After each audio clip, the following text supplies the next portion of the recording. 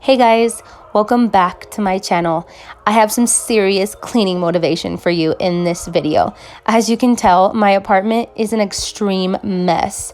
Here I am soaking my burner covers because they are pretty horrendous. They definitely need to be scrubbed off and cleaned. And then I don't know why, but my daughter has been camping out on our trampoline for like a week and a half, sleeping on it, lounging on it, and bringing all of her stuffed animals. So I definitely wanted to make sure I did some deep cleaning. Normally I just spot clean my way through the week and then do deep cleaning on the weekends so that I'm set and ready to go for the next week. So if this is your first time seeing me, hey, my name is Stephanie McQueen. I am a stay-at-home mom and a homeschool mom. I post motivational cleaning videos every Monday, and I would love for you to stick around and be a part of my channel. And don't forget to click the little bell so you don't miss any of my future uploads. First, I'm starting in my kitchen because I always just start here. I feel like once the kitchen's clean, the rest of my apartment's clean, even if it's not, and I don't know why. I just always love to start in my kitchen.